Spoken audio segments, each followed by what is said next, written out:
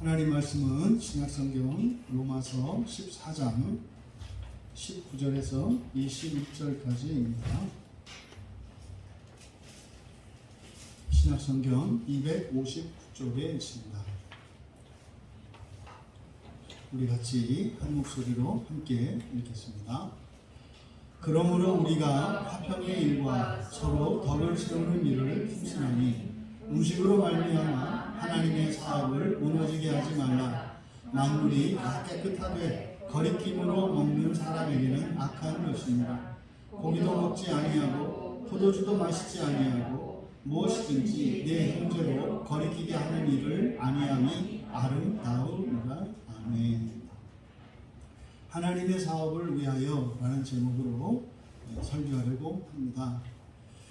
19절에서 바울 사도께서 그러므로 이렇게 말씀을 합니다. 그러므로 이렇게 그러므로라고 한 것은 인과관계를 말씀하는 것이죠. 그러니 19절 그러므로 뒤에 있는 우리가 힘쓴다라고 하는 이 내용과 19절의 앞에 있는 가까이는 18절 얘기는 17절과 18절에 있는 내용에 대한 설명이겠죠. 그래서 바로 앞에 있는 17절과 18절은 바로 하나님 나라라는 것이 무엇인지를 말씀하셨고요. 또 그 하나님 나라에 들어갈 수 있는 자들, 이것은 하나님께 인정을 받는 사람들인데, 그게 이제 18절에서 성령 안에서 그리스도로 섬기는 자, 성령 안에서 그리스도로 섬기는 자. 이게 좀 우리말 번역에는 좀 문제가 있다고 말씀을 드렸습니다. 성령 안에서 그리스도로 섬긴다. 이것은 우리가 여러분들이 가정에서 생활을 하시든 아니면 전문적인 여러분의 어떤 직업적인 일을 하시든 또 여러분들이 생산활동을 하시든 여가활동을 하시든 그 모든 것에 그 궁극적인 목표와 살아가는 방식이 하나님 자녀되는 것이고, 또 여러분들이 베푸는 행동하는 이 모든 것들의 그 이유가 또 방식이 그리스도라고 했습니다. 다른 사람을 섬길 때 그 사람을 그리스도로 여기고 섬기는 것이고, 또 여러분들이 섬길 때 또 여러분이 섬기는 것이 아니라 예수님을 대신하여 그리스도를 대신하여 여러분이 섬기는 거죠. 그러면은요, 나는 간대가 없고 주님만이 내 인생을 살게 됩니다. 그러면 나의 인생이 나의 인생을 사는 게 아니라 그리스도의 인생을 살게 돼요. 그러면 그리스도께서 가신 그 길을 따라가는 것은 자연스러운 일이 되는 겁니다. 이것을 18절에서 성령 안에서 그리스도를 섬기는 자는 하나님께 만족스럽다 했다고요. 하나님께 만족스럽다. 여러분, 하나님께 만족스럽다는 게 무슨 뜻이에요? 이게 그토록 고대하는 첫째 부활에 참여하는 거예요, 여러분. 성경 곳곳에서 우리에게 던져주는 발견되는 진리들은 바로 그 첫째 부활에 참여하는 것이 무엇인지를 가르쳐줘요.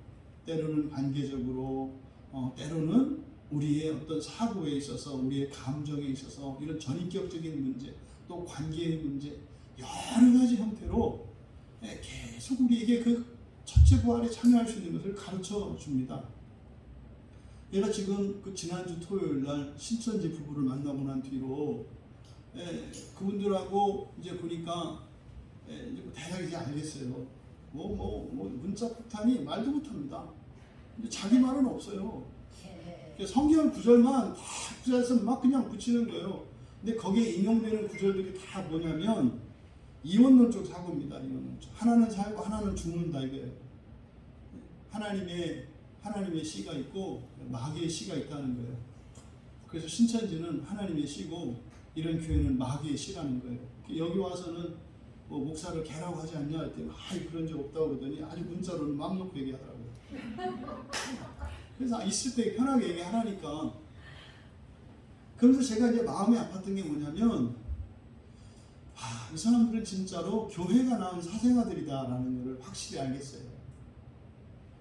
신천지는 이렇게 자생적으로 생긴 사람들이 아니고 교회가 낳은 사생아들이에요. 교회가 그들을 내 자식이라고 안 하는 거예요. 나는 너희를 모른다. 주님이 그러셨지 않았냐? 이렇게 지금 교회가 하는 거죠. 교회 안에서 얼마나 가르고 정말 얼마나 서로 대적하고 싸웠는지, 그러니까 그 사람들의 그 얘기를 들으면서 계속 들으면 들을수록 너무 마음이 아파요. 그리고 이야기가, 그러니까 내가 이렇게 그걸 읽고 답장을 해주면 읽어봐야 되는데 읽지를 않더라고요. 그냥 자기 하고 싶은 말만, 자기 하고 싶은 말도 안 해요. 그냥 보내고 싶은 성경 구절만 막 보내요. 저도 성경 있어요. 개혁 한글 저도 있고, 성경으로 말하면 제가 더 많죠. 근데 막 그걸 막 이따시만하게 막 붙여서 그거 보려고 참. 그래서 이제 대략 뭐 이렇게 짐작이 가는 것도 있고, 이분들이 대략 이러하겠다. 뭐 이제 뭐 의심이라면 의심이고, 또 어찌 보면 이제 분별력이라면 분별력이고, 이제 그분들의 생각을 조금은 이제 어떤 의도나 이런 거를 알겠어요. 이제 그러함에도 불구하고 다른 거 없잖아요. 이렇게 바른 진리밖에. 그래서 계속 반복해서 말해요. 그러지 마세요. 그러지 마세요. 누구를 죽이고 누구를 살리고 이러지 마세요. 그냥 하나님은 더러운 자라 하더라도 하나님은 어떻게든지 데려가려고 하시고, 그리고 하나님이 씻기세요. 또 불구된 자라 하더라도 업어서라도 하나님이 데려가려고 하시고. 근데 왜 자꾸 이렇게 집사님들은 틈만 나면 뭐 머리 스타일이 구식이라고 버리고 옷이 더러워졌다고 버리고, 이게 나중에 뭐 남으려고. 그 끝에 가면 아무도 안 남을 텐데 왜 그러고 사냐. 계속 그 이야기만 해주고 있어요. 하나님은 집사님 사랑하십니다. 하나님 집사님 사랑하십니다. 암만 더럽고 추한 자라 할지라도 하나님은 사랑하십니다. 하나님 사랑하십니다. 그리고 하나님은 하실 수 있습니다. 하나님 하실 수 있습니다. 자꾸 집사님들은 누구를 버리고 우리만 살고, 그거 옛날에 교회가 다 하던 겁니다. 그 못된 짓이니까 그런 거 따라하지 마세요. 계속 이야기를 하고 있어요. 여러분, 지금 여기서 바로 18절 안에 있어서 18절의 이 말씀, 이것은 17절의 말씀을 전제로 하는 거죠. 하나님 나라라는 것이 뭔지, 하나님의 나라라는 것이, 이 하나님의 나라는 실제로 이 땅에 임하는 나라예요. 여러분 잊지 마세요. 예수님이 재림하실 때요, 몸을 가지고 재림하세요.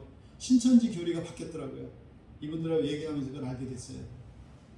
신천지 교리가 어떻게 바뀌었냐면 몸으로 재림하는 게 아니에요. 이게 최근에 바뀐 거예요. 신천지 교리가. 왜냐하면 이만희가 곧 죽을 거거든요. 이만희가 곧 죽을 걸 대비해서 교리적으로 이 사람들이 이걸 바꿔놓은 거예요. 이걸. 그러니까 죽어도 그게 죽은 게 아니에요. 그래서 다른 식으로 이거를 이렇게 신비적으로 이렇게 비유식으로 해서 이렇게 지금 하려고 교리적으로 좀 이렇게 이거를 바꿔놨더라고요. 그러니까 이분들하고 얘기하면서 얻었던 큰 성과 중에 하나예요. 그러니까 과거에는 종말론에 있어서 예수 그리스도의 재림과 심판, 그때 재림하실 때 참 진짜로, 그러니까 한 10년 전만 거슬러 올라가도 그 사람 다 믿었다고요. 예수님이 재림하는 거를. 근데 지금 그러더라고요. 예수님을 진짜로 우리가 볼 수 있다고 생각하냐고 그러더라고요. 그래서 어떻게 지구 이쪽 편에서 지구 반대편 동시에 하나님을 볼 수 있냐고 얘기를 하는 거예요. 사람으로서는 그렇게 할 수 없죠. 해는 지구 반대편에서는 못 봐요. 그렇죠? 지금 여기가 밤이면 우리 저 반대편은 낮이잖아요. 이거는 물질 세계에 있는 물리법칙이 그래요. 물리법칙이. 하나님은 초월하는 분이세요. 그러면요, 하나님이 초월적으로 이야 그렇게 하신단 말이야? 감탄할 일이지, 이렇게 물리적 법칙을 가지고 하나님이 하시는 일을 판단해서 이거를 지켜버리면 안 된다 이 말이죠. 그러니까 정말 신기한 게, 제가 이렇게 성경 얘기를 하면 목사님들도 저한테 하는 얘기가 목사님은 너무 성경을 문자적으로 본다 이 얘기를 해요. 근데 신천지 사람들도 똑같은 얘기를 하더라고요. 목사님은 너무 성경을 문자적으로 봐요. 양쪽에 치우치진 않았구나.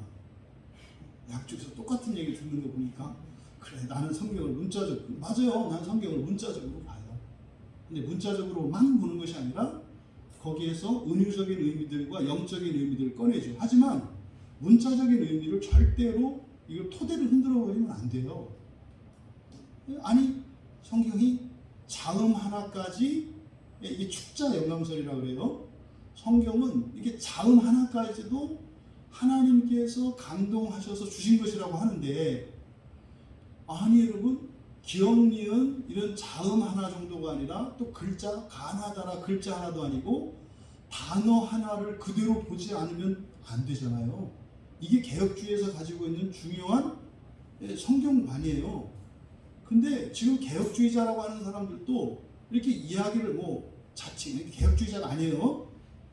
유사개혁주의자. 우리나라에 있는 대부분의 자칭 개혁주의자라고 하는 사람들은 유사개혁주의자입니다. 이건 제가 단언할 수가 있어요. 개혁주의자의 공통점은 뭐냐면요, 성경의 절대 권위예요. 성경의 말씀을 들이대면요, 모든 것을 내려놓는 거예요. 이게 개혁주의의 가장 기본적인 전제예요.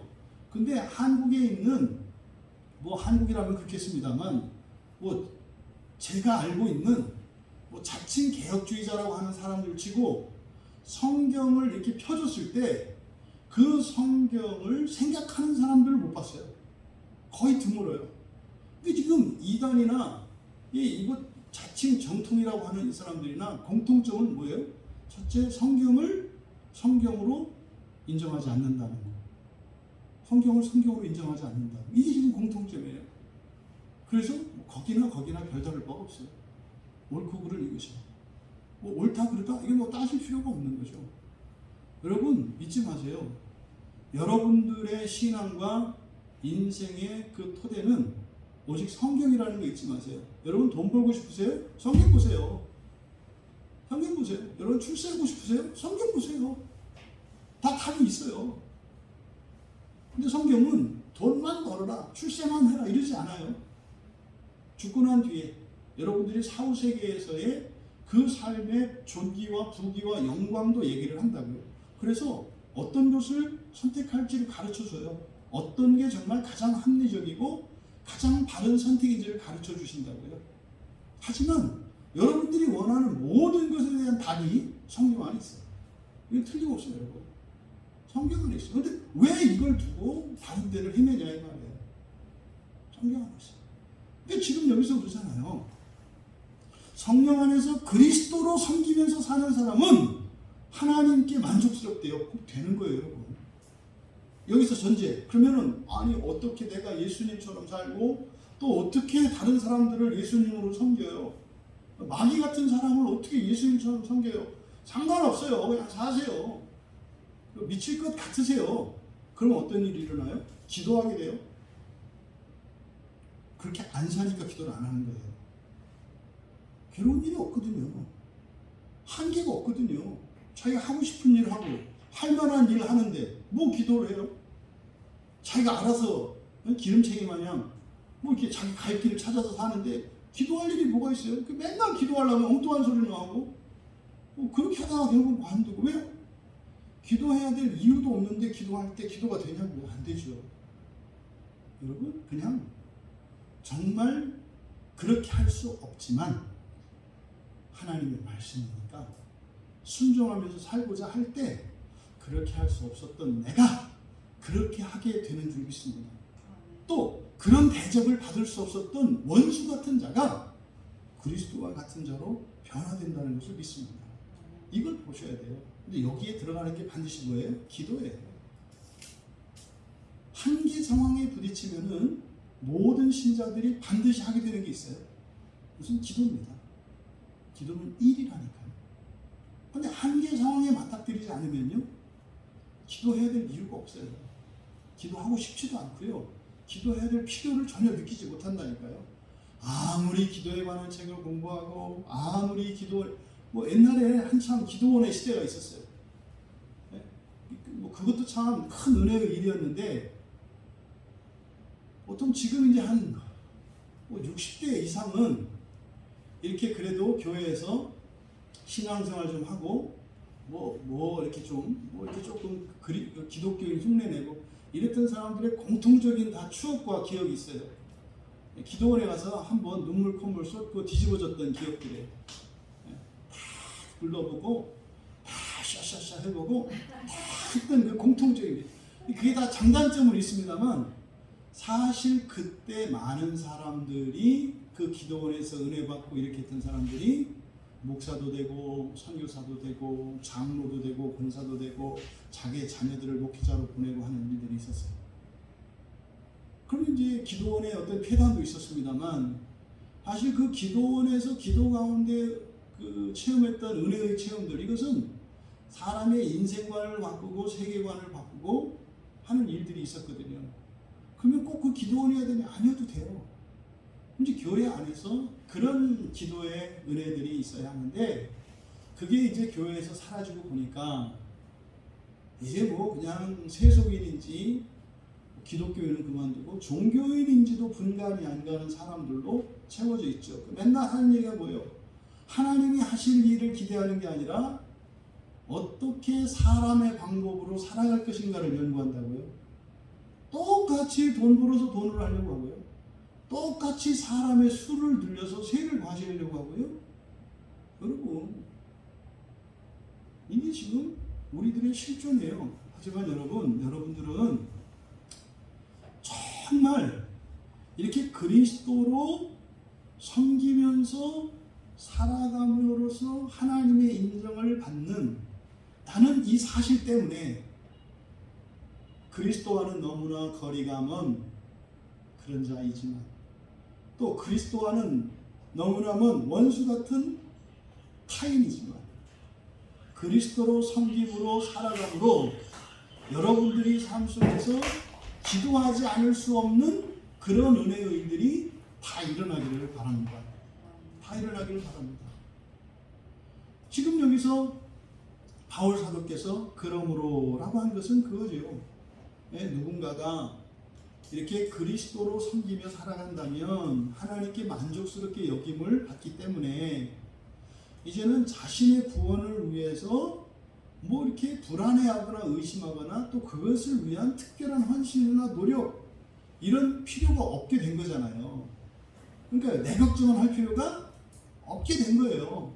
이 그러므로가 의미하는 바는 나는 이제 걱정할 필요가 없게 되었으므로 이거잖아요. 걱정할 필요가 없게 되었으므로 그러므로 우리가 화평의 일과 서로 덕을 세우는 일을 힘쓰나니. 그러니까요. 바로 19절에서 이야기하는 이 두 가지 화평의 일과 서로 덕을 세우는 이 일은 바로 무엇과 관계되어 있어요? 이것은 일을 그냥 해야 되는 게 아니에요. 원인이 무엇이에요? 하나님의 인정, 하나님을 만족스럽게, 하나님이 나를 만족스럽게 여기신다는, 다시 말해 하나님이 나를 기뻐하신다라고 하는 이 믿음의 결과로서 일어나는 일이에요. 이것 없이 이 뒤에 있는 일들을 하게 되면 이것이 바리새인이나 서기관들처럼 하는 거예요. 이게 공로의식이 되는 것이고 서열이 되는 거예요. 자랑을 하죠. 자기가 가지고 있는 신앙의 경험들을 자랑하고 신앙의 지식들을 자랑하고 자신들이 해왔던 헌신을 자랑하죠. 자랑할 게 없어요. 그러므로의 결과로서 있는 것이기 때문에 이거는 그냥 숨쉬는 것처럼 되어지는 일이에요. 그런데 이게 또 당연하지는 않다는 거죠. 왜요? 방해가 있기 때문에 그래요. 이게 교회의 역사 속에서 계속되는 일이에요. 지금 바울 사도는 19절에서 그러므로 우리말 성경에는 힘쓰나니라고 되어 있어요. 힘쓰나니라고 하면은 당연하다. 이게 읽으면 어떻게 돼요? 이게 여러분 판단의 기준이 돼요. 만약에 화평의 일과 서로 덕을 세우는 일에 힘쓰지 않으면 우리가 아닌 거잖아요. 우리는 이렇게 이런 일에 힘쓰나니 그랬잖아요. 여러분들이 이렇게 하지 않으면 우리가 아닙니다. 이렇게 설교할 수 있다 이 말이에요. 왜? 우리는 힘쓰는 거니까. 나는 힘쓰지 않는데 여러분 힘쓰시나요? 근데 주춤주춤 하고 있으면 여러분 아닌 거예요. 이렇게 설교할 수 있다 이 말이에요. 근데 여기서는 힘쓰나니 힘쓴다 이것이 아니라 여기서는요 부드러운 권면의 말이에요. 부드러운 권면, 힘쓰자입니다. 힘쓰자. 원래 그렇게 해야 되는 것인데 안 해요. 안 한다고. 하나님께서 우리를 구원하시기 위해서 사람으로 이 땅에 오셨고 십자가에서 죽기까지 우리를 사랑하셔서 우리의 모든 죄로 인한 영원한 사망을 거두어 주시고 부활의 소망을 우리에게 주셨어요. 그것은 변함이 없어요. 그러면요 부활의 삶을 살아가는 게 당연하지 않아요. 그런데 사망의 삶을 살아간다고요. 사망의 삶을. 이게 우리의 실존이라고요. 우리 안에 항상 두 사람이 싸우잖아요. 거룩한 삶을 추구하고자 하는 그런 성령의 사람이 있고 또 그냥 내 뜻대로 뭐 영원히는 아니죠. 잠깐만 몇 년만 또 뭐든 아니죠. 요것만 몇 가지만 몇 년만 조금 더 하다 갈게요 라고 하는 이런 마귀의 사람이 있죠. 우리 안에 항상 이 둘이 싸운다 이 말이에요. 그걸 다 알고 있다고요. 그걸 어떻게 해요? 뭐 이렇게 그것을 단호한 어조로 해라 힘써라 이렇게 말씀하는 것이 아니라 힘쓰자라고 해요. 이것은 철저하게 바울 사도가 자신이 무너져 본 경험이 있기 때문에 이렇게 얘기할 수 있는 거예요. 실패 안 해본 사람은 이해 못합니다. 그걸 왜 안 해? 왜 예배를 안 나와? 왜 기도를 안 해? 왜 하지 말라는 걸 해? 이해가 안 되는 거예요. 이해가 안 돼요. 왜? 한 번도 그래본 적이 없으니까. 근데 이렇게 한번 넘어져 본 경험이 있는 사람은 부드러워져요. 근데 이렇게 하자 이렇게 하는 거예요. 내가 겪어봤기 때문에 강하게 말을 못하는. 왜? 이해가 되거든. 왜 그러는지 알거든. 근데 그걸 또 설명을 해준다고 해서 알아듣는 건 아니에요. 얘기를 또 안 할 수도 없잖아요. 그때 하는 게 이제 바울 사도와 같이 그런 거예요. 힘쓰자 달래는 거죠. 쭈쭈쭈 하는 겁니다. 그러면 여기서 힘쓰다라고 하는 이 말이 디오코예요. 우리가 전에도 이제 몇 번 앞에서 봤던 단어입니다.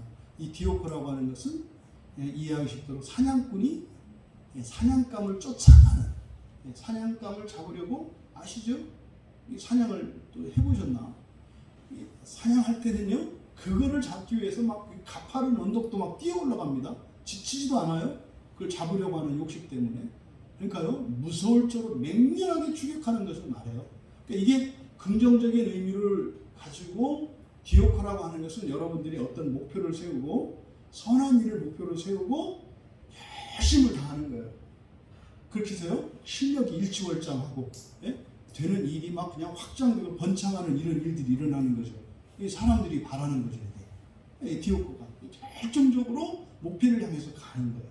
근데 이게 부정적인 의미로 쓰이면 실제로 이것이 신약성경에서도 그리스도인들이 박해당할 때 이 말을 쓴다고요. 박해를 당할 때. 그러니까요, 옛날에 바울 사도가 예수님의 제자들을 죽일 때 이 디오코했다. 그러니까요, 무슨 정말 버러지를 잡는 것처럼 예수님의 제자를 찾아내는 일에 그렇게 아주 극렬한 열심을 내는 것. 그때도 이 디오코라는 말을 사용을 해요. 근데 여기서는 선한 긍정적인 의미로 사용하고 있는 거죠. 여러분 왜 이런 얘기를 할까요? 왜 이런 얘기를 할까요? 이상하게요. 예수를 믿으면요, 사람들이 나사가 빠져요. 대부분 사람들이 예수를 믿고 구원의 은혜를 누리면은요, 처음에는 좀 하는 것 같아요. 그러다가 서서히 나사가 풀리기 시작을 해요. 나중에서 뭐 나사가 빠져가지고 덜그럭거리기 시작하다가 다리 빠지고 팔 빠지고 손 빠지고 머리 빠지고 이상한 감은 나와가지고 교회 왔다 갔다 하거든요. 근데 이게 조금 희한할 정도로 그래요. 희한할 정도로. 그죠? 교회를 위해서 열심히 일했던 사람이요, 나중에 교회를 무너뜨리는데 열심히 올립니다. 희한해요. 희한해. 어제 오늘 일이 아니라 끊임없이 교회의 역사 속에서 되풀이되고 되풀이돼요. 그러니까 이때 당시에도 그랬던 거죠. 여러분 조심하셔야 돼요. 하나님의 인정을 받았어요. 여러분에게 하나님이 표를 주셨어요. 이렇게 첫째 부활에 들어갈 수 있는 표를 딱 이렇게 메일로 보내주셨어요. 이렇게. 네? 그러면 여러분들이 어떻게 살 것 같으세요? 가만히 한번 생각을 해보세요. 그러면 지금까지 살았던 삶과 다르게 하지 못했던 경건의 실천들과 정말 버리지 못했던 이 세상에 대한 이 정욕들을 다 버리고 거룩하게 살지, 아니면은 그 옛사람의 습관을 따라 더 살아갈지 가만히 한번 여러분들이 생각을 해보시라고요. 첫째 부활이 확실하게 보장이 됐어. 그럴 때 여러분들이 어떻게 하고 인생을 살고 싶으냐고요. 답은 각자예요. 근데 대부분은 죄를 지으면서 살고 싶어요. 확실한 구원에 대한 확실한 보장이 우리에게 있으면 죄를 지으며 살고 싶어 한다고요. 이게 종교개혁 때 일어났던 일이에요. 중세천년에 그 로마 캐톨릭의 그 지배 아래 있던 사람들이 구원의 확신을 가질 수가 없었어요. 지옥에서 벗어나지 못했다고요.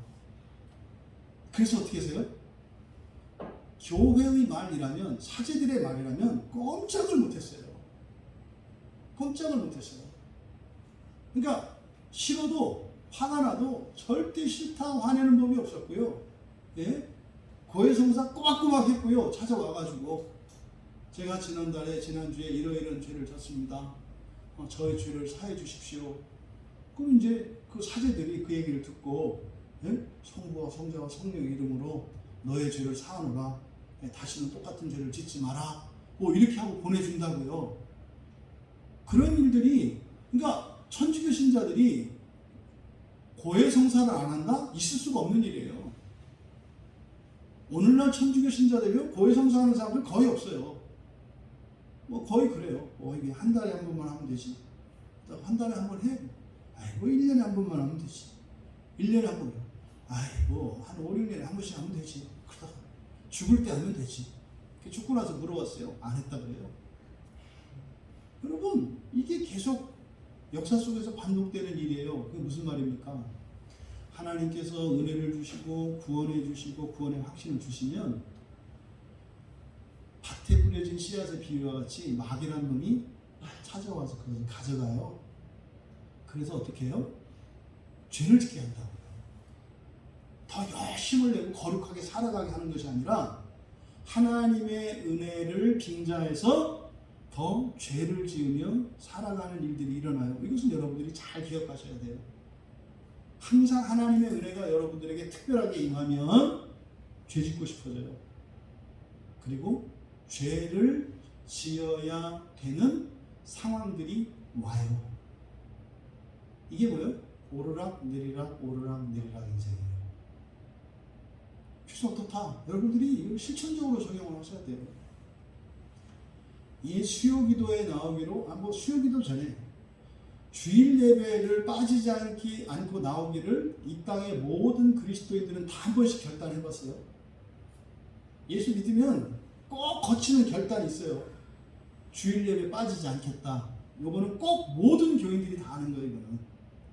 그러다가 어느덧 그게 돼요. 그럼 이제 수요일, 수요 예배 정도 중간에 이제 하루 다리 정도에 이것도 거의 정상적인 그리스도인 거의 다 해요. 거의 다. 그런데요, 다 왔다 지나가는 나그네야. 그걸 견고하게 그걸 세워 자기 인생을 그 거룩한 영적인 토대 위에서 세워가는 사람들이 매우 드물어요. 왔다가 다 떠나요. 떠난다는 의미가 뭐예요? 그냥 항상 주변에서 얼쩡하는 이런 철새들 마냥 신앙생활을 한다 이 말이에요. 그러지 마세요. 여러분들의 생애가 점점점 경건의 시간과 그 경건의 수준이 많아지고 넓혀지고 깊어지고 확장되기를 바랍니다. 그 끝은 뭐예요? 하나님 나라예요. 그게 이렇게 넓혀지면서 하나님 나라에 들어가는 거지 어느 날 뿅 하고 이렇게 가는 거 없어요. 여러분. 여러분의 인생 안에 그런 확장되는 일들이 계속 일어나야 한다 이 말이에요. 근데요, 그 야바이꾼, 길거리에서 하는 야바이꾼들처럼, 야바이꾼이 뭔지 아시죠? 컵 3개에다가 이렇게 주사위 하나 놓고 막 해서 이렇게 돈 내라고 이렇게 하는 거, 다 속이는 거 아시죠? 네. 그런 방식으로 마귀가 와서 그거를 못하게 해요. 예배 잘 나가던 사람을 나가지 못하게 하고, 왜요? 나가지 못하는 게 아니죠. 다른 걸 하게 만들어요. 다른 거 뭐? 더 좋은 거, 더 거룩한 거. 항상 여러분 이 토대에서 이렇게 넓혀지는 거예요. 그 어린아이들이 하는 땅 따먹기라는 놀이가 있어요. 그렇죠? 요즘에는 뭐 안 할 것 같아. 옛날에 굉장히 인기 있던 놀이였어요. 이렇게 자갈이나 병조가리, 병뚜껑 같은 거 가지고 딱 쳐서 한 번, 두 번, 세 번에 돌아오면 그 내 땅이야. 그때 땅에 대한 욕심이 얼마나 많은지. 거기 보면 이제 한탕주의 한 애들은 딱 해서 갔다가 끝날 때까지 갔다 돌아오는 것만 하고, 또 소심하고 이렇게 아주 실리파들은 깔짝깔짝해서 이렇게 하다 이제 막 한탕주의자 이렇게 하고 나면 막 후회해서 따라하지만 안 되죠. 똑같아요, 여러분. 넓혀지고 확장되어지는 거지.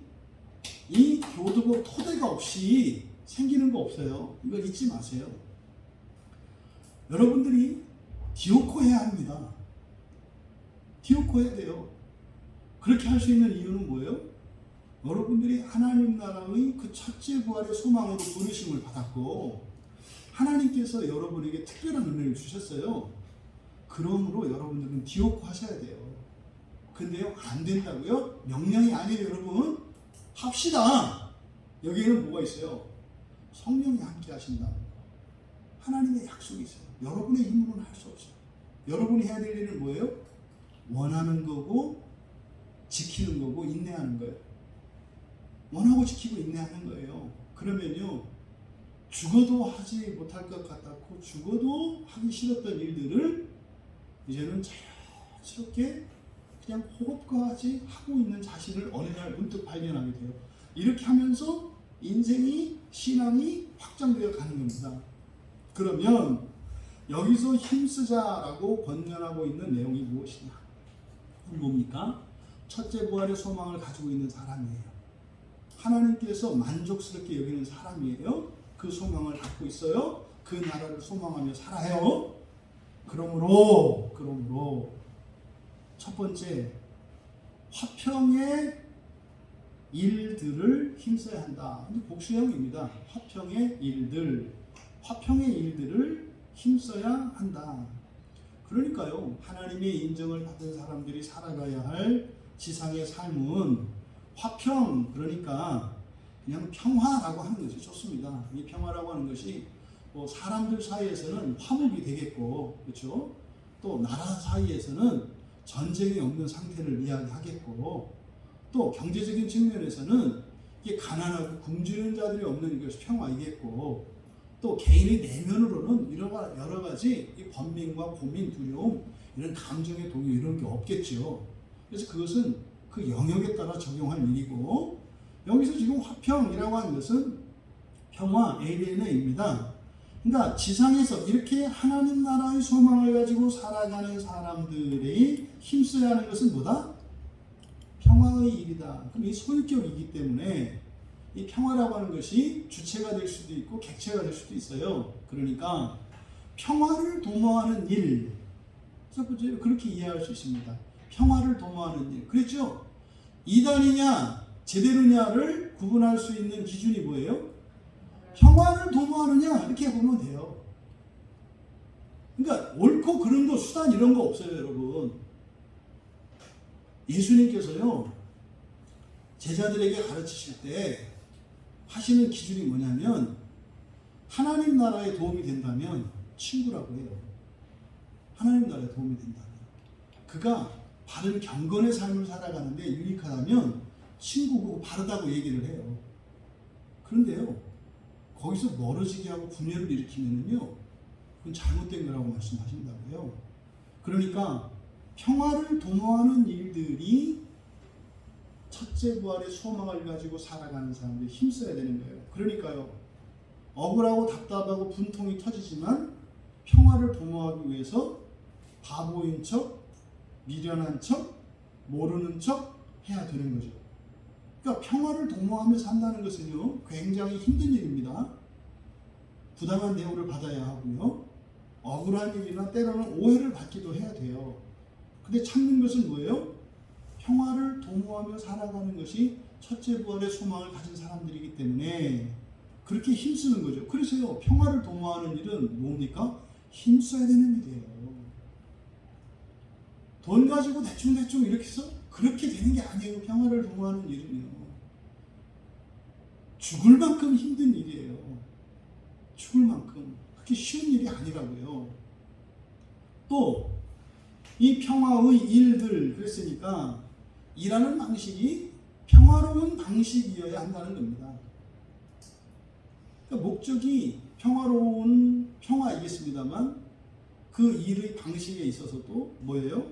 평화로운 방식이어야 한다는 거예요. 그러니까 이런 일은요, 여러분 남는 거 없이 여러분 사람이 미치고 살아요? 못 살아요.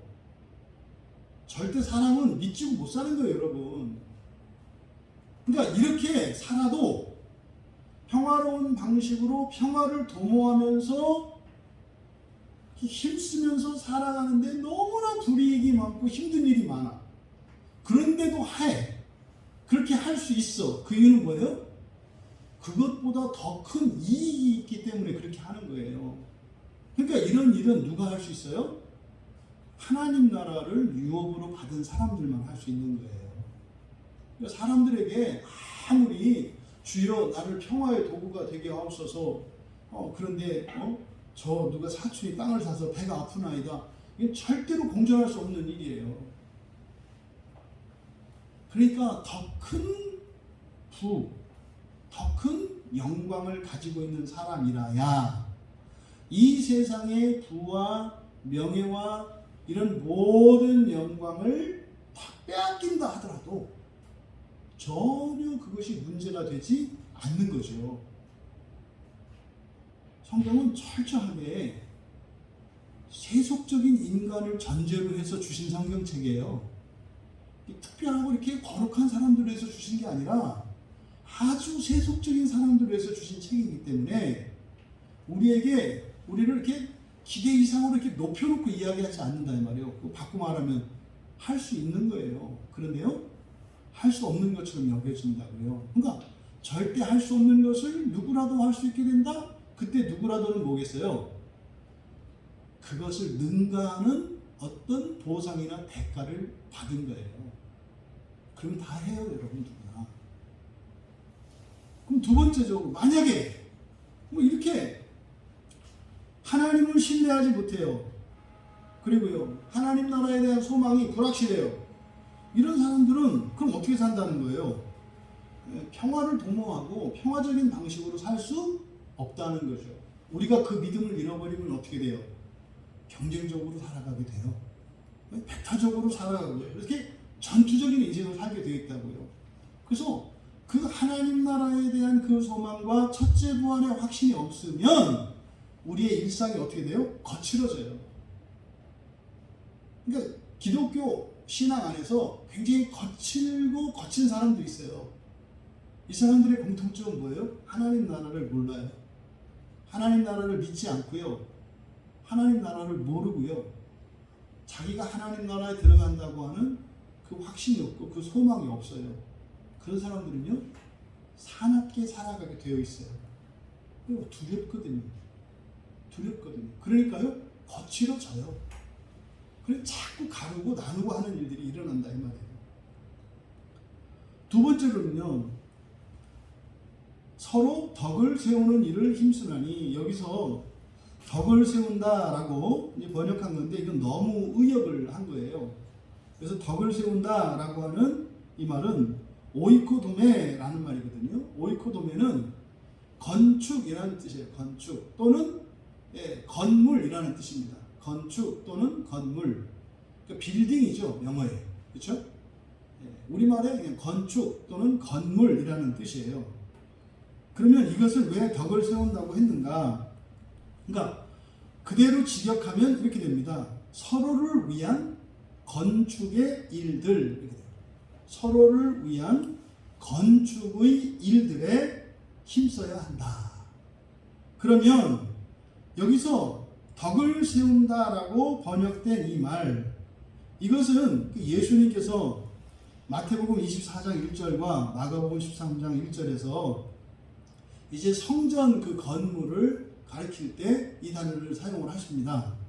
근데 바울 사도는요, 이 덕을 세우는 일, 이것과 관련해서 이 오이코도메를 사용한 용례들을 찾아보면 이게 무엇을 의미하는 건지, 그러니까 서로를 위한 건축의 일들이라는 게 무엇을 의미하는지 우리가 성경에서 그 의미를 알아낼 수가 있는데, 고린도전서 14장 26절에 가면 은사들을 쭉 얘기하면서 너희가 모일 때 각각 찬송시도 있고 가르치는 말씀도 있고 계시도 있고 방언도 있고 통역함도 있으니 모든 것을 덕을 세우기 위해 하라 그래요. 그러니까 각자가 가지고 있는 또 하나님께서 주신 이 은혜의 방편들을 가지고 뭘 해라? 건축하기 위해서 해라. 이렇게 얘기를 한다고요. 건축하기 위해서 해라. 그러면 이 건축한다는 거, 또 이 건물이라는 거, 이게 뭘 의미하는가?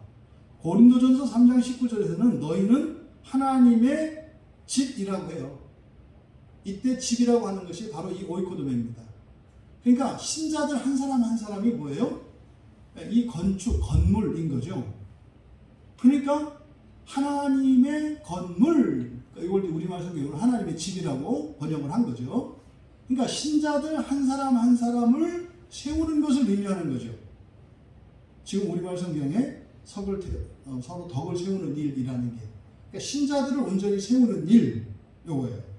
또 고린도전서 14장 4절에 보면은 방언은 자기 덕을 세우고 예언은 교회 덕을 세운다 그래요. 그러니까 여기서 자기의 덕을 세우고 교회의 덕을 세우고, 이게 똑같이 오이코도메 같은 말입니다. 그러니까 이 건물이라고 하는 것은 신자를 나타내기도 하지만 또한 동시에 무엇도 나타낸다? 교회도 나타낸다. 교회도 나타낸다는 것을 우리가 알 수 있어요. 또 고린도 후서 5장 1절에서는요, 하나님 나라에 있는 집을 언급합니다. 그래서 고린도 후서 1장을 보면 만일 땅에 있는 우리의 장막집이 무너지면 하나님께서 지으신 집 곧 손으로 지은 것이 아니요 하늘에 있는 영원한 집이 우리에게 있는 줄 아느니라. 그러니까 바로 우리의 신자들의 집은 두 군데 있어요. 그렇죠? 지금 여러분들이 살고 계시는 집이 있잖아요. 거기는 잠깐 살 거잖아요. 그거는 소유와 상관이 없어요. 그게 뭐 전세냐 아무 상관없어요. 어차피 잠깐 살 집이에요. 그거는. 근데 여러분들이 영원히 살 집이 있어요. 어디에? 하늘나라에. 저 하늘나라에 있어요. 그러면 여러분들이 세워야 될 집은 두 집이에요. 이 세상에 있는 집도 세우셔야 돼요. 그러니까 거쳐야 할 집이 있어야 할 거 아닙니까? 또 하나, 저 하늘나라에 있는 이 집도 있어요. 그러니까 아이고 이 우리나라 이 부동산이 막 집값이 올라서 난리인데, 아이고 목사님은 또 여기서 사는 집 세우기도 어려운데 또 하나님 나라 집까지 세우라고 하면, 하나님 나라 집 세우는 일은 누구나 다 할 수 있어요. 이 세상 집은 누구나 다 할 수 있지는 않아요. 그리고 한다고 되는 것도 아니에요. 죽으라고 해가지고 해 떼가지고 사기꾼에 걸려가지고 날려먹기도 해요.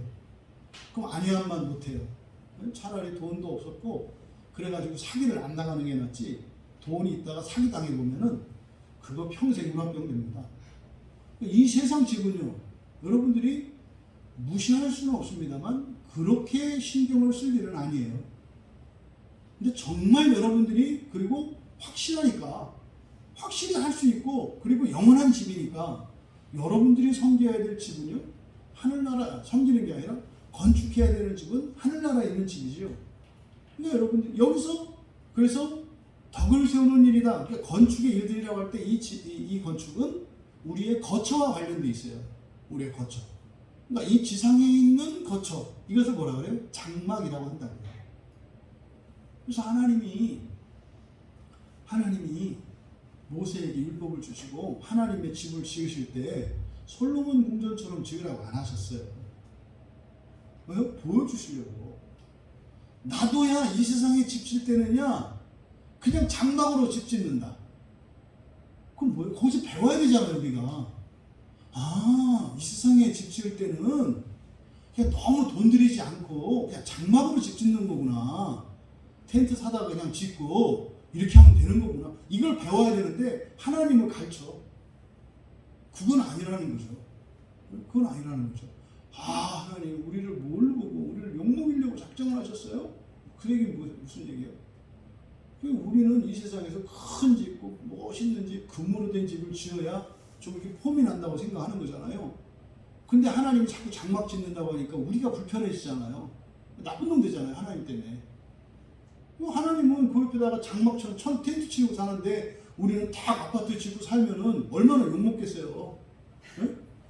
그러니까 어떻게 해요? 우리가 여기서 살려면 아버지를 어떻게 아버지 집을 줘야 그 지어진 게 솔로몬 궁전이에요. 근데 또 하나님은 뭐 그냥 나이 드신 그 노모처럼 그래 그럼 뭐 그렇게 하든지 뭐 이런 거죠. 그때 또 허락을 얻었다고 하나님의 계시라고 뭐 짓고 난리 부르스를 치는 거 아니에요. 여러분 하나님이 그 말씀하셨을 때는 이유가 있고요. 진리예요. 진리. 따라야 하나님을 따라야 하나님을 가르치려고 할 것이 아니에요. 그래서 여기서 서로 덕을 세운다라고 하는 것은 거처와 관련이 있다. 그럼 정리하면 어떻게 되는 겁니까? 신자를 세우는 거고요. 교회를 세우는 거고요. 우리의 거처를 세우는 거죠. 그러니까 여기에 힘쓰라는 거예요. 그러니까 거처에 그리고 신자를 세우는 일에 그리고 교회를 세우는 일에 힘쓰자. 힘써야 한다. 힘써야 한다. 이렇게 얘기를 하는 거죠. 그런데 말입니다. 이렇게 이러한 가르침들은요, 사실은 이게 신약 성경에만 있냐면 그렇지가 않아요. 구약 성경에도 이렇게 건축하는 이 일에 대한, 세우는 일들에 대한 이러한 사상이 나오는데 대표적인 것이 예레미야서에 많이 등장을 합니다. 대표적으로 몇 개만 이렇게 읽어드리면 예레미야 31장 4절에 처녀 이스라엘아 내가 다시 너를 세우리니 내가 세움을 입을 것이요. 이때 세움을 입는다라고 하는 것이 바로 70인역에서는 건축이라는 거예요. 너를 내가 건축하겠다. 그럼 여기에는 뭐가 되겠어요? 이스라엘 자손들 한 사람 한 사람을 거룩한 신자로 세우신다는 뜻이겠고 또 하나 이들의 거처, 이들의 나라를 세우신다는 뜻이겠고 또 이들에게 하늘의 거처도 지으신다는 뜻이겠고 또 성전도 세우시겠다는 뜻이겠죠. 우리가 이제 그 신약을 통해서 구약에 하나님이 세우시겠다고 한 게 이런 말씀이었구나 이렇게 이해할 수가 있는 거예요. 또 예레미야 31장 28절에 보면 깨어서 그들을 뿌리 뽑으며 무너뜨리며 전복하며 멸망시키며 괴롭게 하던 것과 같이 하나님이 징계하실 때죠. 이스라엘이.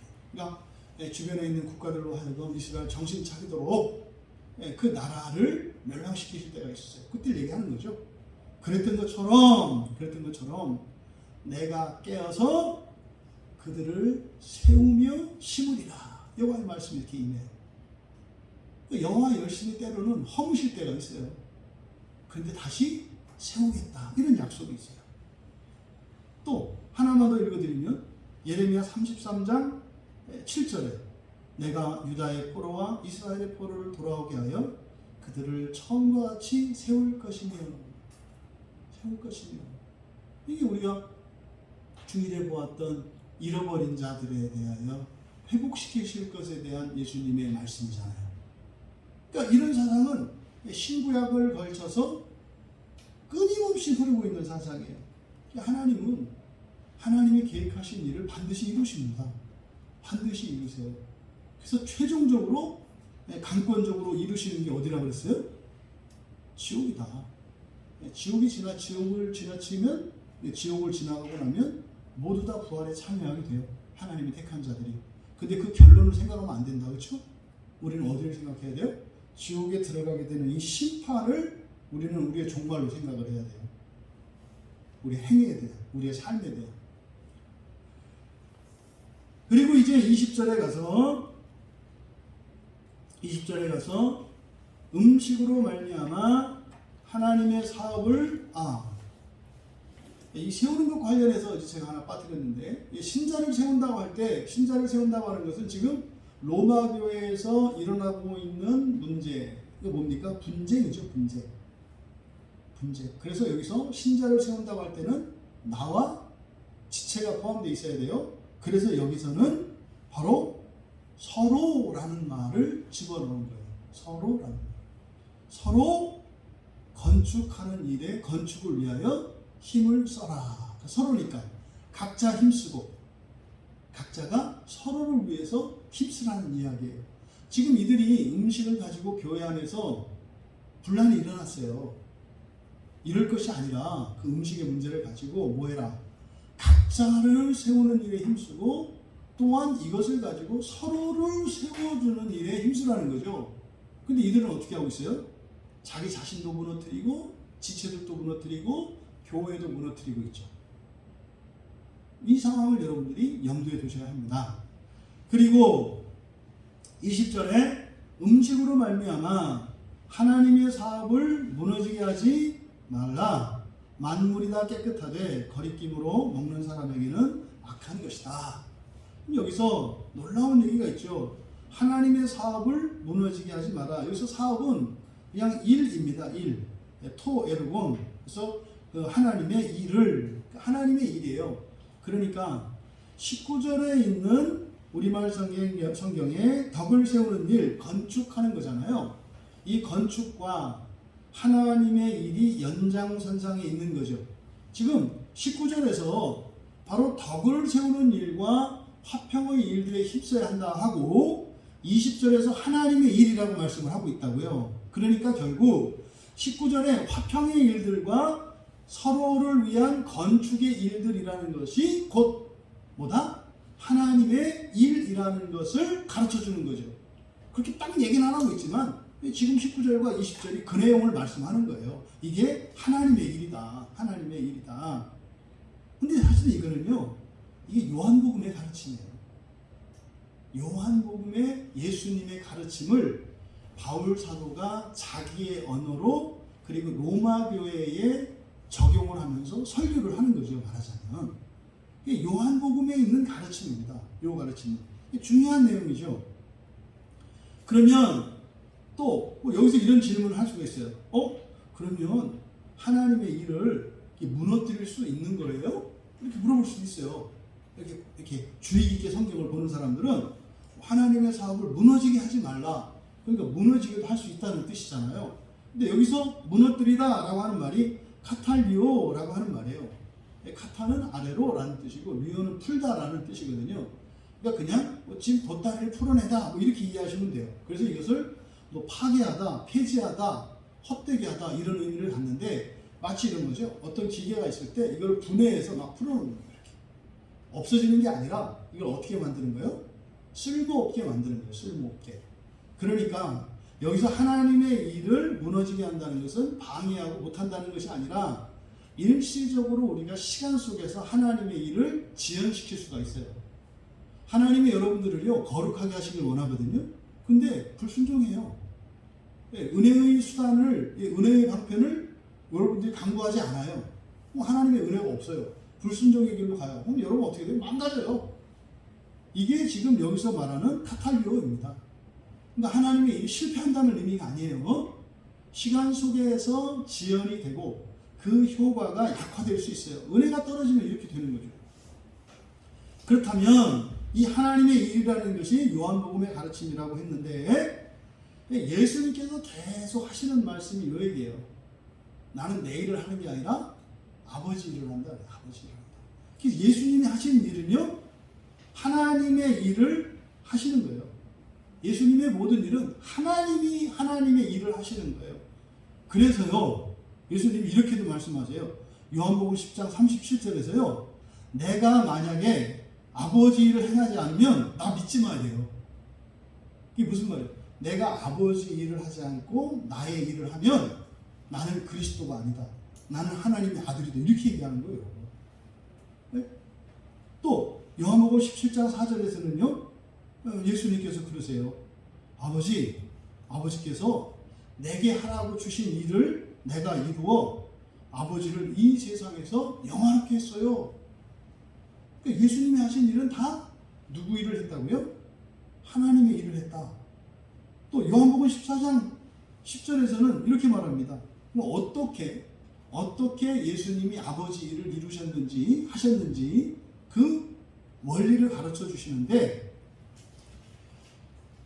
아버지께서 요한복음 14장 10절 하반절에 아버지께서 내 안에 계셔서 그의 일을 하시는 것이라 그래요. 그럼 여러분은 예수를 믿는 그리스도인이잖아요. 예수는 그리스도시잖아요. 여러분은 예수를 믿는 그리스도인이잖아요. 그러면 그리스도이신 예수께서 하나님의 일을 했다면 그리스도인인 여러분도 하나님의 일을 하시겠네요. 그래서 요한복음 14장 12절에서 나를 믿는 자는 내가 하는 일을 그도 할 것이요 그래요. 나를 믿는 자는 내가 하는 일을 그도 할 것이요. 이때 내가 하는 일은 아버지의 일이잖아요. 그런데요, 더 놀라운 것은 그보다 뭐라세요? 그보다 더 큰 일도 할 것이다 그래요.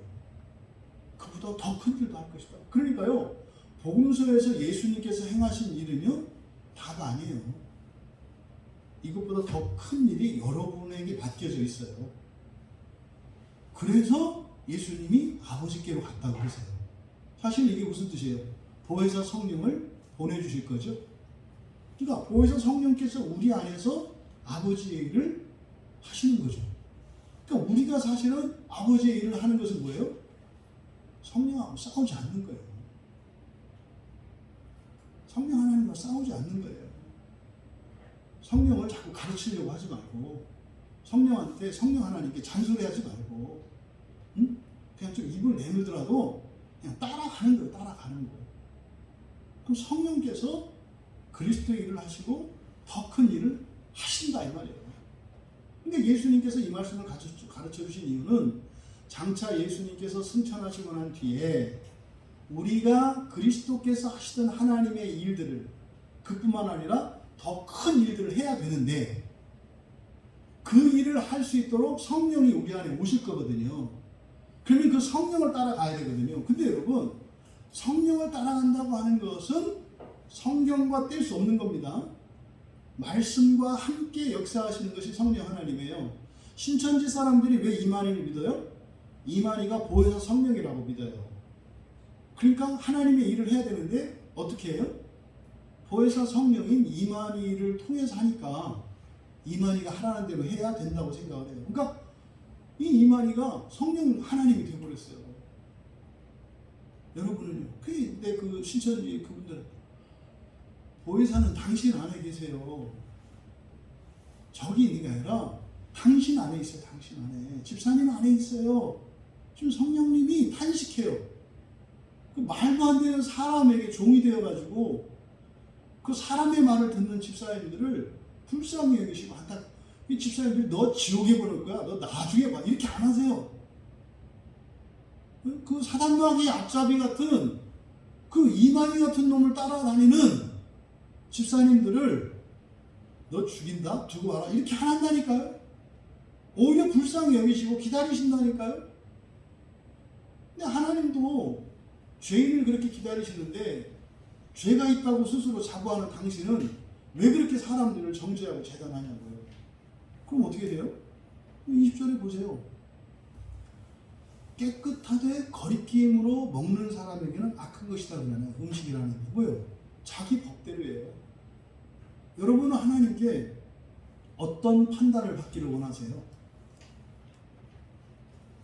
여러분이 법전을 들고 가는 거예요. 여러분의 인생을 하나님 앞에 들고 가거든요. 그때 여러분의 인생을 들고 갈 때 거기서 하나님이 뭘 발견하세요? 여러분의 법을 발견하세요. 너 그렇게 살았어? 요 법대로 너를 재판해 달라는 거지? 그래, 알았어. 내 법대로 재판해 줄게. 여러분의 법은 안전하십니까? 여러분의 법은 안전하시냐고요. 하나님의 심판을 생각하지 않으니까 자꾸 이 세상의 일만 생각하니까 여기서 옳고 그른 걸 갖고 자꾸 따지려고 그래요.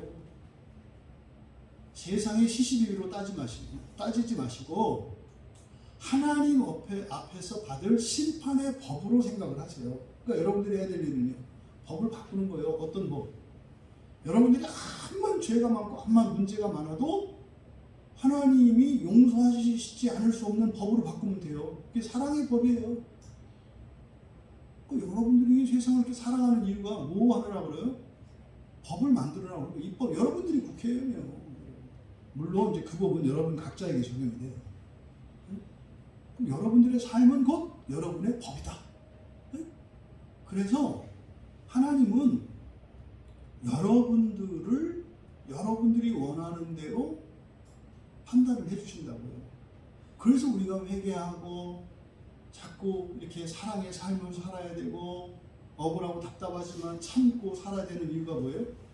그 사람들을 위한 게 아니라 누구를 위한 거예요? 나를 위한 거예요. 나를 위한 거예요.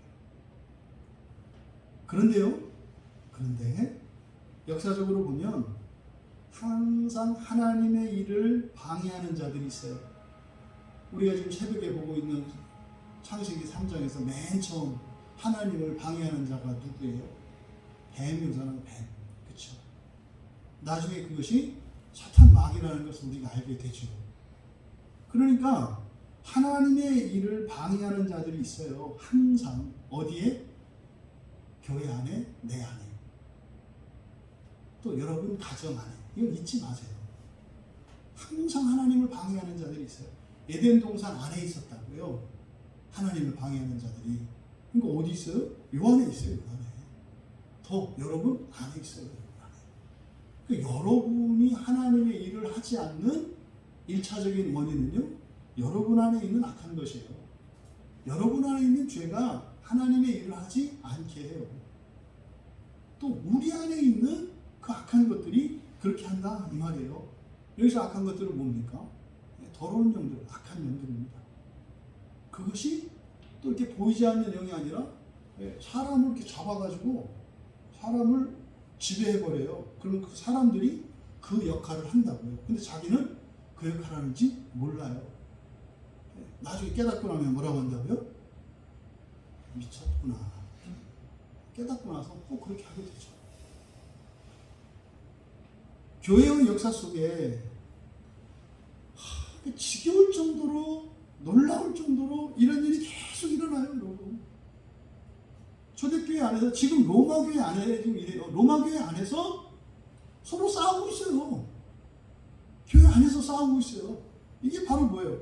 이게 하나님의 일을 방해하는 자들인데, 악한 영들이, 이 사탄이 뱀에게 들어가서 뱀으로 하여금 그렇게 했던 것처럼 사람들이 마음속에 들어가서 사람들의 그런 생각을 일으키기 위해서 서로 싸우게 만든다 이 말이에요. 이게 지금 초대교회 당시에 있었던 일이잖아요. 근데 이뿐만이 아니죠. 교회의 역사를 보면 끊임없이 교회로 하여금 또 신자로 하여금 하나님의 일을 방해하는 일들이 계속 있어 왔다는 것을 우리가 역사적으로 교훈을 얻을 수가 있어요. 가장 심각했던 게 십자군 전쟁이에요. 십자군 전쟁. 기독교가 이제 세속화될 만큼 권력도 갖고 부도 갖고 말이죠. 이렇게 해서 이제 뭐 걱정이 없어지고 공인되고 이러니까 이제는 정말 예수의 이름으로 사람들을 죽이는 끔찍한 전쟁. 그러니까 이게 예수의 이름으로 사람을 죽여요. 예수의 이름으로. 근데 사실은요, 명분이었죠. 전쟁의 목적은 뭐였어요? 금은 보화였어요. 금은 보화를 얻기 위해서 전쟁을 했다고요. 예수 팔아서. 그 일이요. 이제 뭐 12세기에서 18세기에 가면 종교재판으로 나와요. 어마무시합니다. 종교재판에 대한 그 역사적 그 데이터는요, 무시무시해요. 무시무시해요. 우리나라 뭐 옛날에 일본에게 정복당했을 때 뭐 일본 매경만 보면은 뭐 호랑이가 와도 안 울던 애가 매경이 오면 운다. 순사죠, 순사. 순사가 온다 그러면 진짜로 애들이 그냥 멈췄다 그래요. 그 잔인하기가 이루 말할 게 없었거든요. 근데요, 이 종교 재판 때 교회에서 그 캐톨릭이죠. 로마 캐톨릭, 이 천주교에서 개신교인들 또 유대인들, 이 이슬람 교도들, 이교도들을 잡아다가 개종을 시킬 때 했던 일들을 보면요, 입에 담을 수 없는 그런 만행을 저질렀어요. 얼마나 끔찍했는지 몰라요. 그러니까 정말 어마무시합니다. 어마무시해요. 종교 재판 중에서 가장 지독했던 게 스페인에서 있었던 종교 재판이에요.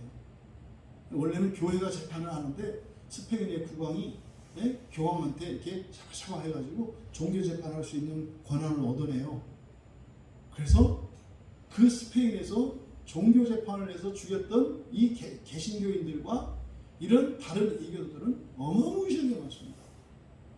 코로나는 뭐 저리 가라죠, 저리 가라. 그런 끔찍한 일들이 있었어요. 뭐 그 이후로도 15세기, 16세기, 17세기 거쳐서 뭐 여러 가지 전쟁들이 있었습니다. 대표적인 전쟁, 이 종교 전쟁이 또 있었죠. 대표적인 게 독일에서 있었던 30년 전쟁이에요. 근데 이게 로마 캐톨릭에 의해서만, 천주교에 의해서만 그렇게 저질렀느냐? 그 일이 뭐라 그랬어요? 하나님의 일을 방해하는 자들이죠. 교회가 하나님의 일을 방해했다니까요. 그 일을 종교 개혁자들이 또 따라서 했어요. 그 종교 개혁자들이 했던 것 중에 하나거든요. 스리랑카라니까요. 불교도들한테 개종하라고 정말 눈뜨고 볼 수 없는 그런 온갖 고문을 자행하고, 어마무시해요. 얼마나, 그러니까요. 교회 속에 이 악한 것들이, 에덴 동산의 뱀에게 들어갔던 사단이요, 교회 속에 들어와서 교회의 종교 지도자들에게 이게 씌워가지고 종교 지도자들로 하여금 하나님의 일을 방해하게 했다고요. 이게 뭐 옛날 얘기입니까? 오늘날 우리 교회의 얘기예요. 오늘날 교회 안에서 일어나고 있는 하나님의 일을 방해하는 대표적인 일이 뭘까요? 신학 논쟁이에요. 제가 절대로 신학을 가볍게 여기거나 교리를 경시하는 사람이 아니에요. 굉장히 중요해요. 근데 그것은요, 다 수단이라니까요. 하나님의 일을 도모해야 돼요. 때로는 기다리고요, 참아줘야 되는 거고요. 그런데요, 이런 신학적인 논쟁을 가지고 서로 다투고 싸우고 이단이니 정통이니 난리를 피잖아요, 지금. 똑같아요, 어떤 면에서. 이런 이단이라고 하는 이런 신천지나 정통교회나 교인들을 재단하고 정죄하고 분열시키고 하는 것은 내용은 다릅니다만 그 사람들의 의도나 말하는 방식이나 논리의 전제가 똑같아요.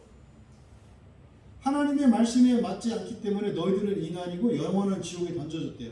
저쪽에서는 또 그래요. 너희들이 던져졌다. 이쪽에 너희들이 던져졌다. 그럼 교인들은 누구 말을 들어야 돼요?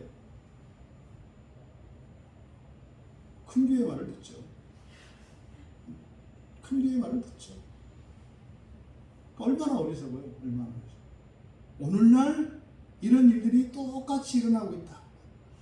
그래서 여러분, 예수님께서 요한복음 16장 2절과 3절에서 이렇게 말씀하세요.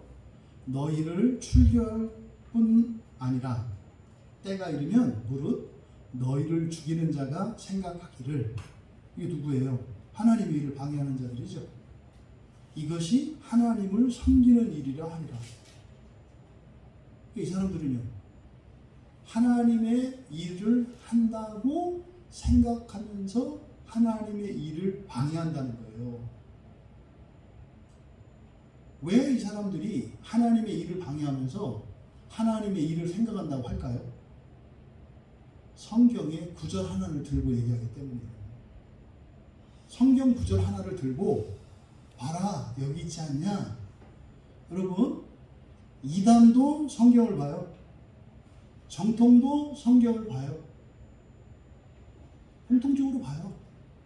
그런데 누가 이단이고 정말 누가 정통이냐?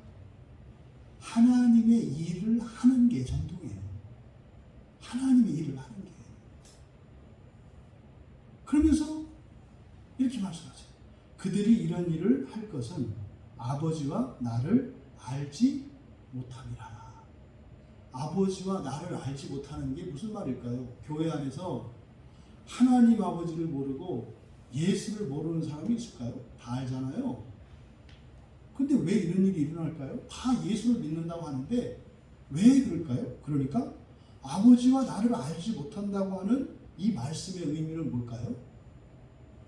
그리스도에 대한 지식이 여러분에 대한 지식인 것을 알지 못하는 거예요. 이게 사람들이 하나님의 말씀을 알지 못하는 거예요. 그리스도를요, 우리와는 질적으로 다른 분으로 떼어놔요. 이걸 이신론이라고 한다니까요. 교리를 가르칠 때는 이신론이라고 해요.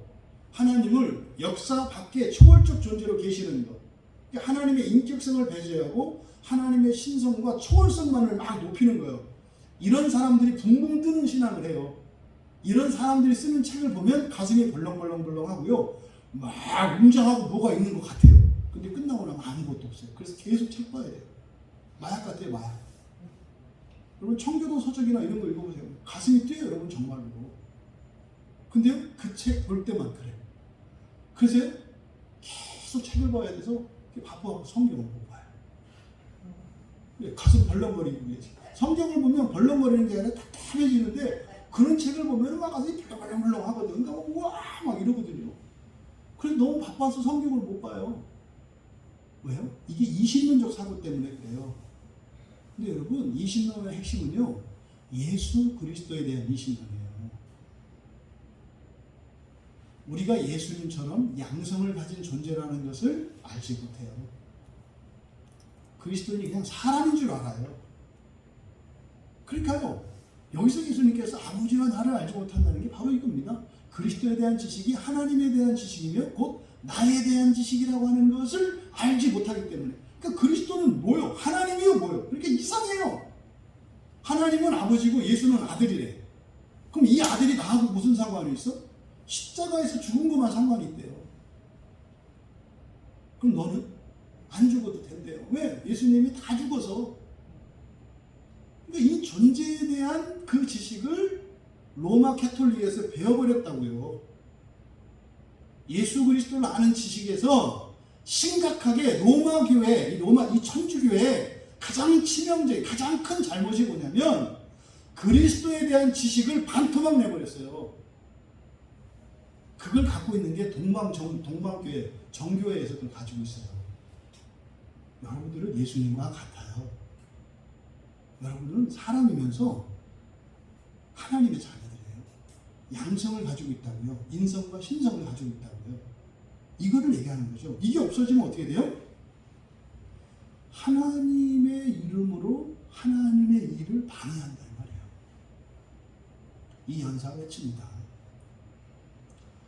여러분도 같이 외치시기 바래요. 같이. 이것만 해결되면요, 정말로 싸움이 사라져요. 우리가 싸울 필요도 없었고 싸우는 일이 이게 정말 속은 거였구나라는 깨닫게 된다니까요. 이어서 만물이 다 깨끗하게 거리낌으로 먹는 사람에게는 악한 것이다. 이게 이제 아까 말씀드렸던 얘기예요. 자기 법으로 자기가 재판을 받아요. 그러니까 뭐 눈에는 뭐만 보인다고 하잖아요. 뭐 눈에는 뭐만 보인다. 여러분, 하나님이 만드신 건데 이 세상에 악한 게 있겠어요? 없어요. 없어요. 이 세상의 모든 것은 다 선해요. 선하다는 것은 무슨 말이에요? 우리에게 유익한 것이 될 수 있다는 말이에요. 근데 이걸 뒤집으면 어떻게 돼요? 만물이 다 깨끗하다. 그래서 깨끗하다. 이러면 선하다는 거예요.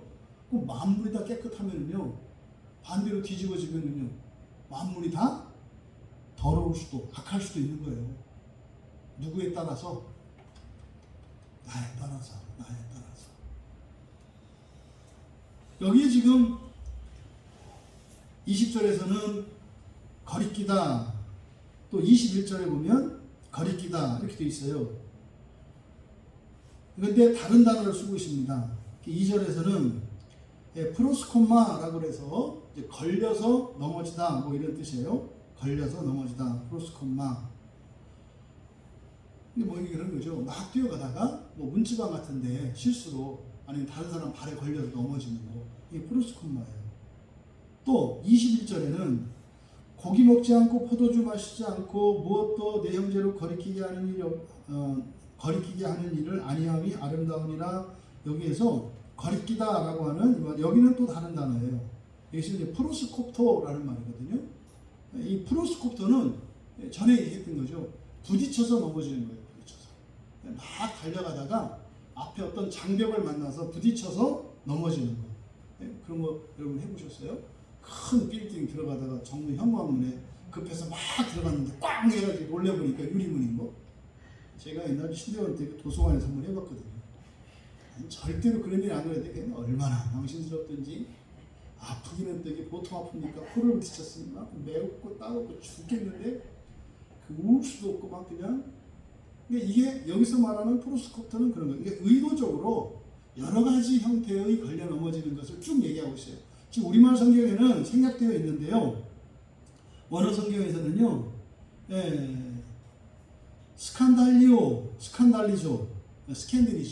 스칸달리조라는 말도 사용되고, 그 다음에 아스테네오라는 말도 사용돼요. 아스테네오는 앞에서 보았던 것처럼 연약한 자잖아요. 그렇죠? 연약한 자는 어떻게 해라? 연약한 자는 이거 생각나셔야 돼요. 연약한 자는 이거 생각나셔야 돼요. 이거 외우는 게 아니라 그냥 이거 생각. 여러분 주변에 연약한 자가 있어요. 그럼 어떻게 해야 돼요? 믿음으로 먼저 받아줘라. 믿음으로 먼저 받아. 굉장히 중요한 겁니다. 연약한 자는 믿음으로 먼저 받아줘라. 믿음으로라고 하는 것은 뭐예요? 그 연약한 자를 온전케 하실 하나님을 믿는 믿음으로 그걸 받아줘라. 그때 받아주는 것은 그냥 봐주는 게 아니에요. 온전한 사람으로 대해주는 거죠. 왜? 이 사람이 장차 그렇게 될 거니까. 이게 지금 굉장히 중요한 말이에요. 이 14장에서 14장 1절이 믿음이 연약한 자 이렇게 되어 있잖아요. 믿음이 연약한 자 아니라고요. 그냥 어떤 형태로든지 다 힘이 없는 사람이에요. 연약한 자는 정상적인 사람인 것처럼 다 받아줘야 된다 그랬잖아요. 이게 많이 넘어지는 거예요. 이게. 그러니까 지금 여기서 바로 약하게 하다, 이 아스테네오도 쓰고 있어요. 그러니까요, 걸려서 넘어지고 부딪혀서 넘어지고, 이 스칸달리조는 덫에 걸리는 거예요. 덫에 이렇게 올무에 걸려서 넘어지는 거예요. 그 다음에 아스테네오라고 하는 것은 병에 들거나 약해지는 것을 말해요. 이렇게 하지 않도록 하는 것은 선하다. 칼로스예요. 21절에. 그러니까 걸리지 않게 하는 것은 선하다. 그럼 그렇죠.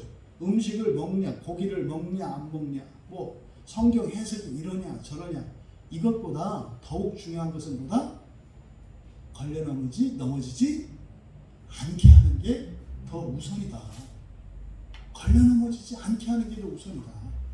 또 만물은 다 깨끗한데 그것을 악하다고 이야기하는 사람들, 그 사람들은 그게 악한 것이 아니라 뭐예요? 그 사람의 법이 그렇다는 거죠. 그렇다는 거죠. 그러니까 자기의 법 때문이라는 겁니다. 여러분, 오늘 하나님의 사업을 위하여 라고 하는 이 제목으로 설교를 했는데, 여러분들을 하나님께서 기쁘게 받으셨다고 하는 그 믿음이 전제되어야 해요. 그러함에도 불구하고 우리가 첫째 부활의 소망을 갖고 있고, 정말 내가 이렇게 회개하며 그 소망을 갖고 살아가면 하나님께서 이루어 주실 것이라고 하는 그 믿음에 흔들리지 않는다 할지라도 우리들이 반드시 힘써야 하는 일이 있다는 것이요. 뭐예요? 화평의 일들, 그리고 서로를 위한 건축의 일들이라는 것입니다. 그러니까 이것은 우리 각자를 세워가는 것이고, 또 다른 이들을 세워주는 것이고, 그렇게 해서 우리의 집을 세우는 것이고, 근데 우리의 집은 이 세상에 있는 집뿐만 아니라 하늘에 있는 우리 집까지 세우고, 그리고 교회를 세우는 것이라는 거. 근데 그 목적은 평화를 목적으로 해야 하고, 수단도 평화의 수단으로 해야 한다는 것입니다. 이것이 예수님께서 지상에서 하셨던 일이고, 그것이 하나님의 일이다. 그럴 때 어떻다? 방해하는 자들이 있다. 방해하는 자들이 있다. 어디에? 내 안에, 우리 안에. 그래서 이 평화의 일들로 주님의 목을 세워가는 일에 힘쓰시며 정말 첫째 부활의 소망으로 살아가는 여러분들을 통해서 이 세상 사람들이 우리가 가고 있는 그 길에 다 함께 참여할 수 있게 되기를 주님의 이름으로 축복합니다. 우리 잠시 말씀을 생각하며 기도합니다.